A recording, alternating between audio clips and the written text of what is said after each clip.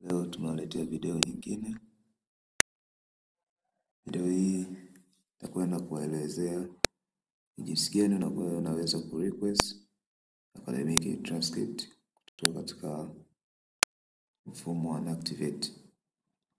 Hivyo usisahau kusubscribe, kushare na kucomment ili kuwa kwanza endapo tutafanya update ya video nyingine za mafunzo mbalimbali. Sasa ili kuweza kurequest academic transcript, hatua ambazo utafuata, hatua ya kwanza utakwenda katika simu yako, ama kama unatumia kompyuta ni vizuri zaidi, utakwenda kuingia katika website rasmi ya Nactivate na URL yake ama link ni kama tunavyoiona hapa juu, ni www.nactivate.go.tz. Unaweza ukaikopi ukaiandika hivyo katika Google ikakuleta moja kwa moja katika hii website ya Nactivate. Baada ya kufika hapa, utashuka chini, utakwenda hapa kwenye key links hizi. Kwa kama unatumia simu unaweza kuweka desktop mode ili uweze kuziona vizuri. Baada ya kushuka, utakwenda kuingia hapo ilipoandikwa request academic transcript. Utabonyeza hapo. Baada ya kubonyeza utafika katika hii page. Hii page ni kwa ajili ya kufanya request kwa ajili ya transcript, lakini kabla ya hapo kuna maelekezo hapo yamesema kwamba before you proceed please read carefully the following instructions. Kwa kabla hujaendelea, soma vizuri kwa makini baadhi ya maelekezo ambayo yapo. Kwa hiyo baada ya hapo utakwenda continue kwa click hapa. Kwa hiyo baada ya click, naona tumeletewa page nyingine ambayo inataka tuweke registration number na verification code, ambayo hii hapa tumepewa, tutaiingiza hapa. Sasa tutaingiza kwa makini hiyo code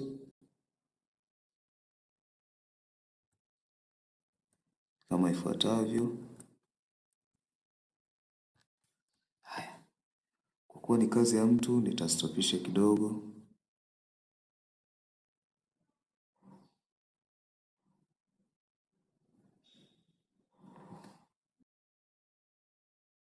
Baada ya kuweka registration number na kusubmit, utaletewa taarifa zako. Utaletewa taarifa zako kama tunavyoona hapa.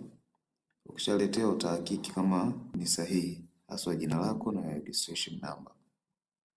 Ikiwa ni sahihi utabonyeza hapa to request transcript please click here. Utabonyeza hapo ili kuweza kurequest hiyo transcript. Baada ya hapo utachagua program.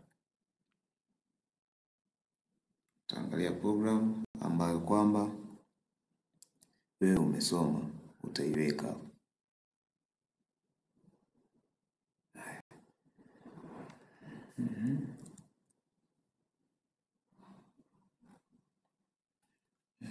Huyo amesoma diploma in education.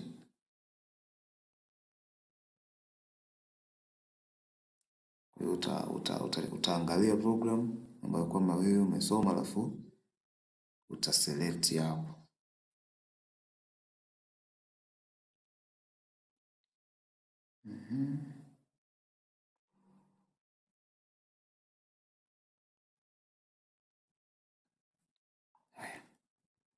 Unaweza kutumia arrow ili kuweza kwenda juu na kushuka chini.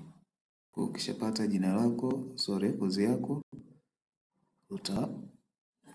select kama tunavyoona hapo. Haya, sasa baada ya kuselect utaendelea kujaza kwa makini taarifa ambazo zinakuhusu. Sasa hapo kuna email utaiweka, lakini pia kuna mobile number, utaweka namba yako ya simu ambayo tumeambiwa ianze na 0. Lakini pia utaselect jinsi yako na pia wapi ambapo wewe unataka kupata hiyo cheti chako cha matokeo.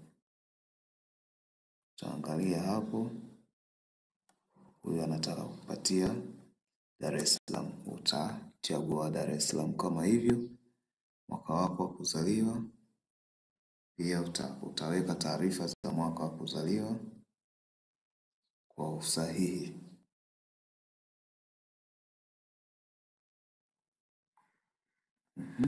Na pia utaweka email yako. Weka email yako vizuri tu kwa makini.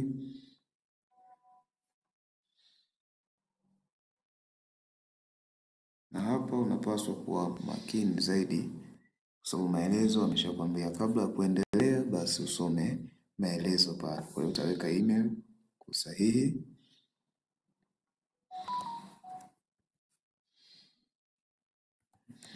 Weka email yako kwa sahihi.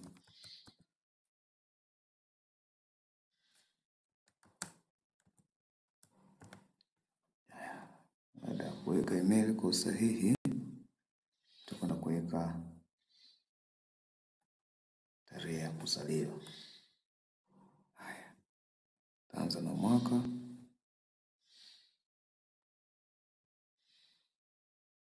kuja mwezi.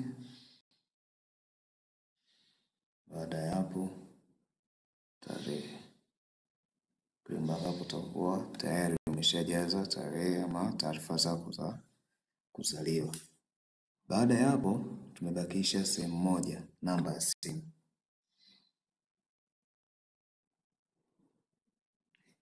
Hiyo ndo sehemu ambayo hatujaijaza, lakini pia hatuja upload passport size. Hiyo pia tunapaswa kuiupload.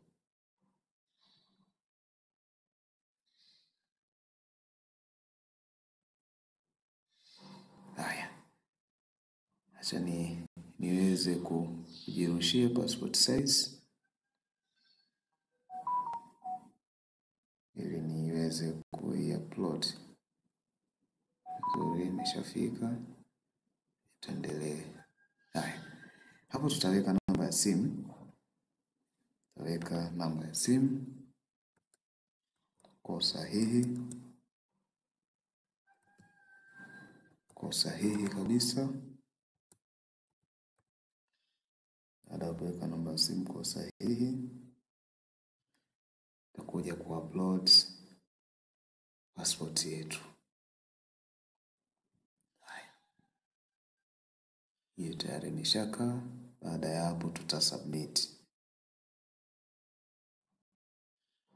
Haya, baada ya hapo atakwambia please wait for control number and payment instruction. Kwa hapo utasubiria control number ambayo watakupatia wao wenyewe ili uweze kufanya malipo. Malipo tumeambiwa kwa headquarter ni shilingi 20,000, lakini kwa kota nyingine ni shilingi 25,000.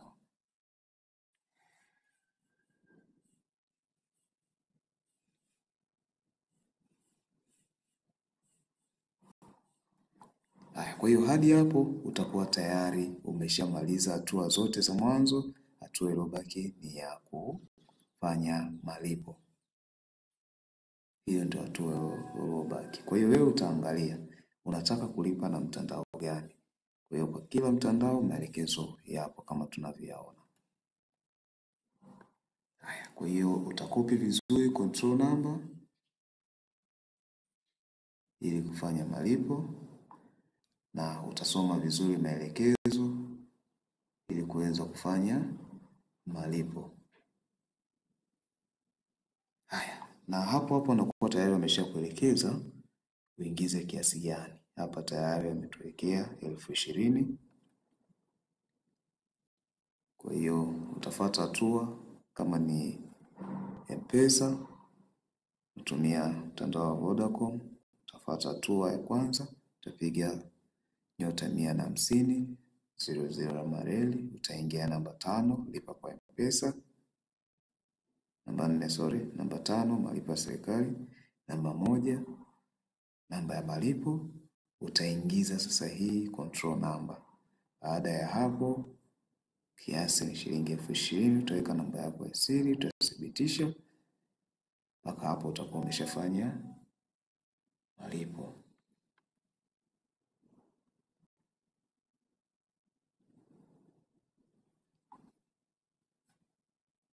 Nitastopisha kidogo.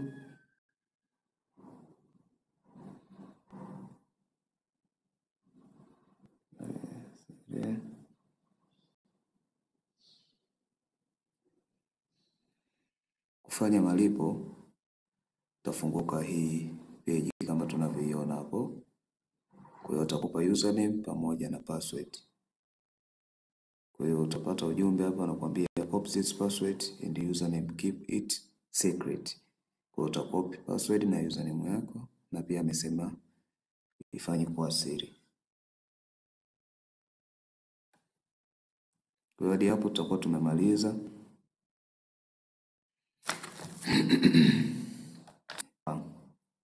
Ulizopewa details zako, username pamoja na password, ili kuweza kulog in katika account yako. Kwa hiyo baada ya kufanya malipo, username itakuwa ni ile namba yako ya usajili, password watakutengenezea na watakupa. Kwa hiyo utakapo login utaona taarifa zako na utaiona request yako tayari imeshapokelewa. Na sehemu ambayo unapenda uliojaza utaona kwamba unakwenda kuipokelea wapi. Kwa mpaka hapo tutakuwa tayari tumeshafanya zoezi zima la kurequest ile academic transcript kupitia NACTIVATE. Kama video hii imekusaidia, usisahau kusubscribe, kushare na wengine ili waweze kujifunza.